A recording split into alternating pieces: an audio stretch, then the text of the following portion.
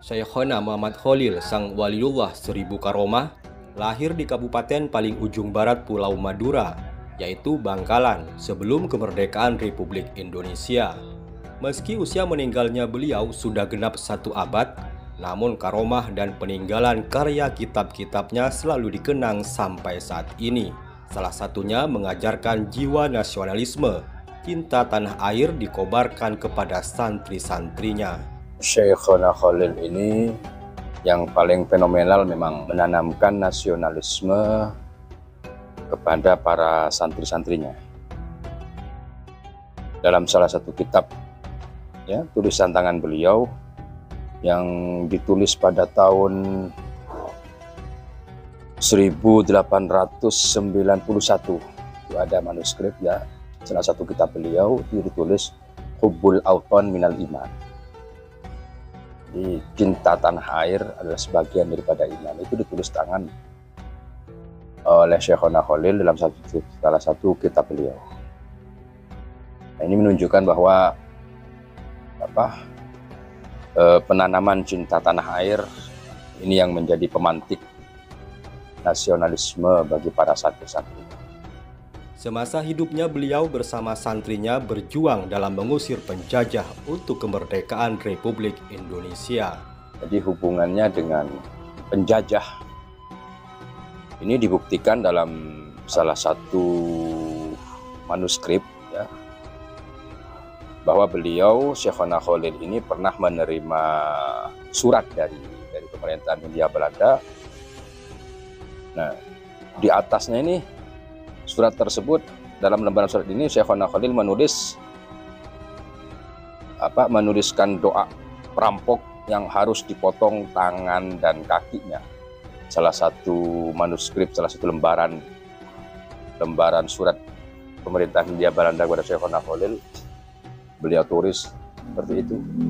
Jadi menunjukkan perlawanannya terhadap penjajahan Belanda, tapi di sisi lain ya, beliau Syekhona Khalil ini juga bersiasat seperti itu. Bersiasat bagaimana perlawanannya itu betul-betul objektif. Jadi memperhitungkan dengan matang, mengkader para santri untuk agar pergerakan dan sebagainya. Beliau telah melahirkan ulama-ulama besar yang tersebar di berbagai daerah di pelosok negeri. Murid beliau ya Ki Hasyim Asy'ari, termasuk pendiri Nahdlatul Ulama itu, tokoh-tokoh pergerakan, Ki As'ad Syamsul Arifin. Di Jakarta juga ada, dari Habaib juga ada, kakeknya Habib Jindan, Jakarta, Habib Salim itu. Bahkan di sana itu banyak tulisan-tulisan tentang Syekhona Khalil yang tertata rapi. Karena kakek dari Habib Jindan ini adalah santri dari Syekhona Khalil. Karomah beliau salah satunya mengajarkan beribadah tidak hanya untuk diri sendiri, namun juga untuk orang lain, menebar jiwa sosial yang tinggi. Kekaramatannya, semisal setiap duha, ya sholat duha, beliau itu memanggil masyarakat. Setelah sholat duha, sajadahnya dia kibaskan, keluar uang itu dari bawah sajadah, orang suruh ngambil, yang punya keluarga 3, istilahnya anak dan sebagainya, suruh ngambil 3. Sehingga dengan akibat itu rasa sosialnya beliau sampai di penjara dengan tuduhan menciptakan uang. Sehingga pernah dipenjara gara-gara itu. 1 minggu dia dipenjara.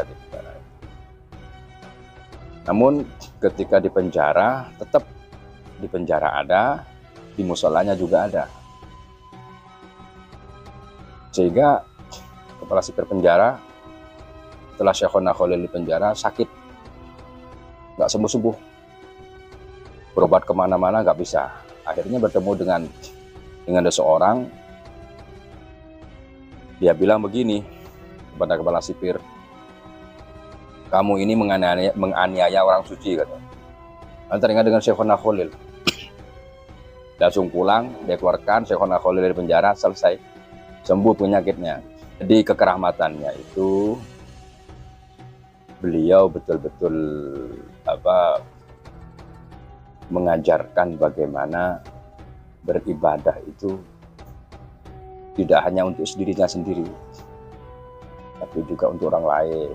Sejumlah peninggalan beliau yang tersebar di berbagai titik baik di Bangkalan dan di luar Bangkalan sampai saat ini masih terawat dengan baik. Ya selain pesantren ya, di pesantren beliau di Demangan itu di tengah kota Bangkalan juga ada masjid-masjid. Sebab Syekhona Khalil ini banyak peninggalan masjidnya. Lebih dari 40 masjid tersebar di berbagai kecamatan di Bangkalan ini. Juga ada perahu yang dibikinkan oleh Syekhona Khalil kepada salah satu istri beliau di Tanjung Bumi. Nah, ini menunjukkan bahwa beliau ini begitu peduli dengan ekonomi. Karena di masa itu yang pegang perahu itu hanya orang-orang tertentu. Nah, jadi beliau meninggalkan perahu untuk dijadikan alat ekonomi, peningkatan ekonomi di daerah Tanjung Bumi sana. Nah, sekarang dimuseumkan di Tanjung Bumi perahu. Maqbarah Syekhona Khalil ini sebenarnya beliau itu berpesan ingin dimakamkan di Desa Beleporah, masuk Kecamatan Soca, agak jauh dari sini. Sebenarnya di sana di dekat masjid beliau bahkan sudah meletakkan tanda batu gitu ya. Dan nanti kalau meninggal makamkan di sini. Tapi karena musyawarah keluarga, akhirnya dimakamkan di dekat ayah beliau di Martajasah itu. Nah, di sana itu kan ada pesarian kerajaan. Nah, pesarian kerajaan itu di situ ada ayah beliau yakni Kiai Abdul Latif. Nah, lantas Syekhona Khalil ini dimakamkan di luar itu, di area makam kerajaan. Nah, ketika itu masih istilahnya belum ada makam kayak sekarang, hingga banyak berziarah. Karena banyaknya berziarah, akhirnya dibangunkan kayak kotaan gitu dari kayu, terus ya kayak langgar kayak gini. Karena banyak orang yang berziarah, menginap dan sebagainya. Terus dipugar pada era Kiai Makmun Imron, dipugar menjadi masjid tembok.